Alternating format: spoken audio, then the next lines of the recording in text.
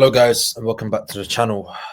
Look, I want to get straight into it because I don't think there's any point me beating around the bush and saying anything crazy. But one thing we can say is that Manchester City in this January window are moving crazy. They are moving like a team showing ambition. They are moving like a team that want to challenge on all fronts again next season. But guys, if you're new to the channel, make sure to like, make sure to subscribe, and make sure to turn on the bell notification as always, so you never miss one of my videos. It's nearly at 200 subscribers. It's been a great couple of weeks. Well, last week I've been posting since last week, but it's been a great week of content, and you guys have shown me a lot of love. But like I said, let's get straight into it. Manchester City, guys, in this January window are moving crazy. Ambition. Their ownership are showing ambition. With all the stuff that's going on with Manchester City in the media, the 115 charges, whether they're going to be charges, the court case, whatever it is, regardless of that fact, Manchester City are still showing ambition. They are currently 5th or 6th in the league. I couldn't remember where exactly they were in the league. But we're in January, and they are signing. They've already signed 3 players. They're 6th in the league, by the way. They are miles off the top of the league, 12 points off Liverpool, whatever they are. They might get the Champions League, but they're showing ambition. This is the last 4 winners of the Premier League is Manchester City. They won the Champions League in 2023. They did a treble in 2023 as well. And this year hasn't gone to plan. And in this January window, Manchester City have already signed Omar Mamouche from Frankfurt, one of the hottest prospects in European football. The hottest prospect in the Bundesliga is signing for Manchester City. They've signed Kusanov from Lens. They're signing Victor Reis, talked about as in Brazil as, the replacement for Thiago Silva. He's going to be of that mold. He has the potential to even exceed that. They are showing ambition. And today, even today, it's unbelievable. Manchester City have offered Erling Haaland a 9.5-year extension, which he has signed. He has signed a 9.5-year extension. He's going to be here for the next decade, which takes him up to 34 years old. Erling Haaland has signed a new contract till the year 2034. So they've signed Omar Mamouche, they've signed Kusanov, they've signed Victor Reis, and now their best player, their striker, their talisman, has committed his long-term future to Manchester City for the next 10 years. 10 years of Erling Haaland scoring goals in the Premier League. Everyone's going to have to witness. It's just unbelievable from Manchester City. And they're now pursuing a deal for Juventus fullback Andrea Cambiasso. They're signing 4 players in January, and their best player has basically signed for the next 10 years. Guys, this is what ambitious football clubs do. This is what they do. When they are not where they want to be, the ownership pull out their purse and provide. And Pep Guardiola, yet again, has been provided with the facilities and the tools to go again and succeed next season.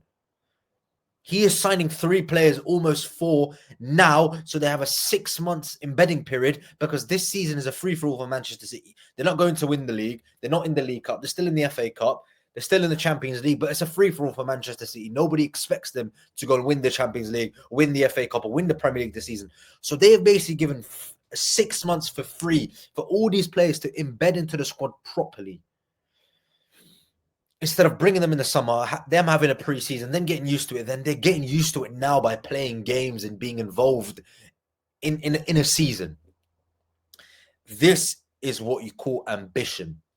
Now, people will turn around to me, and people on Twitter, on X, or whatever you call it, on Instagram, and in the footballing world are talking about Manchester City's case and they're cheating and whatever it is. They are innocent until proven guilty, and I'm not saying they're not guilty. They very much could be. But even so, they are still using the facilities they have to spend to improve their squad, not only for this season, for the next 10 years, when your best player, Erling Haaland, is signing a contract extension, and it's reported to be up to £1 million a week, by the way. He's signing a 10-year, basically, extension, 10-year contract on his to stay at the club What does that show? All the fingers are pointing to Manchester City being innocent or getting away with it. Because why are they signing these players? How are they signing these players? Why are players committing their future? But this Erling Haaland contract, what I want to talk about first, this Erling Haaland contract has probably ruined a lot in the Premier League. Now, let me give you some context. So in 2017, when Neymar joined Paris Saint-Germain, it was 200 million. It was a record deal for a player or something like that. It was a record transfer.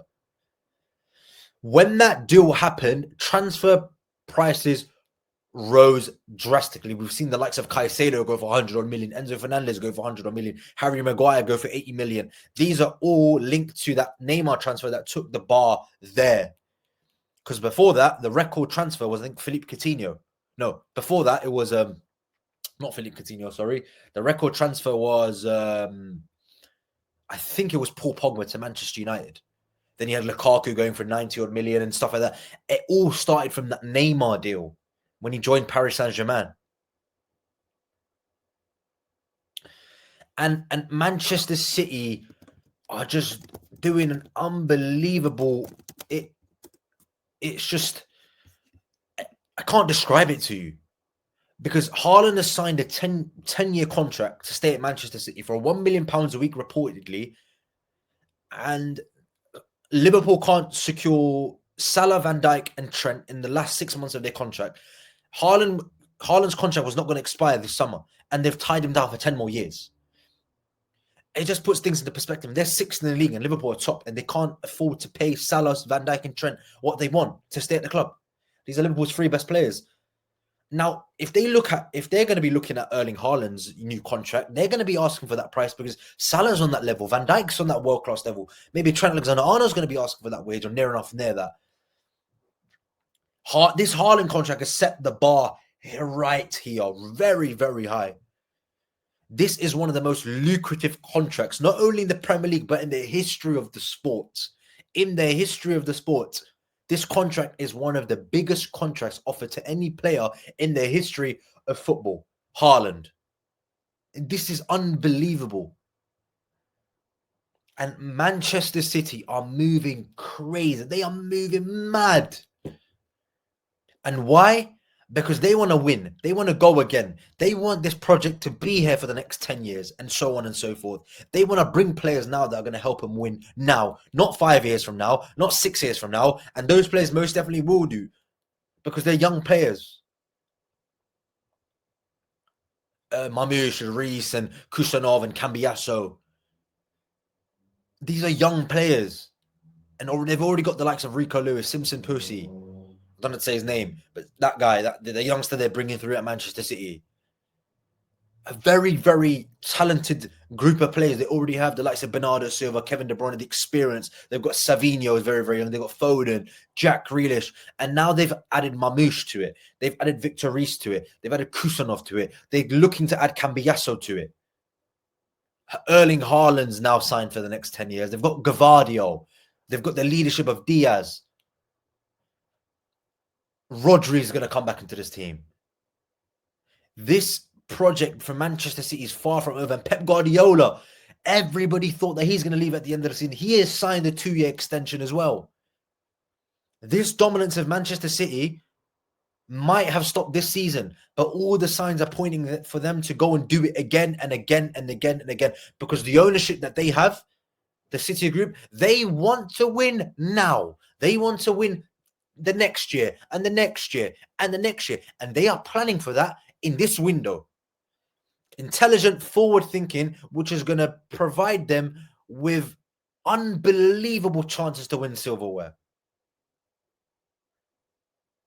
It's just ridiculous what they're doing in this transfer window. You have to sometimes look at them as a football club and yeah, they might be proven guilty for what they're doing. But as of now, they are doing unbelievable business in this January window. They've already won the January window. Nobody's going to compete with them in this January. And yes, you might call Pep Guardiola a checkbook manager. I don't buy that. Yes, having money helps. But you also have to coach that team.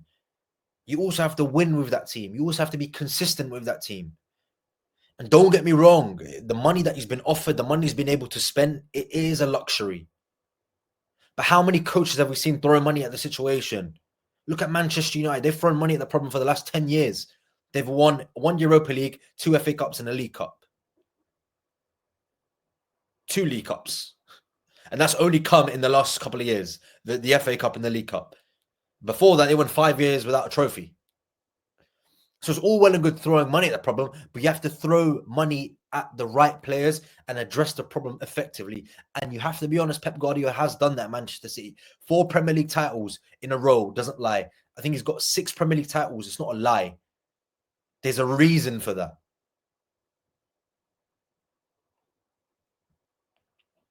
He is unbelievable what Manchester City are doing. He is unbelievable. But guys, look, Manchester City want to dominate again, and they are putting the pieces together to go and do that. But guys, get your comments in below. Are Manchester City back? Are they heading in the right direction?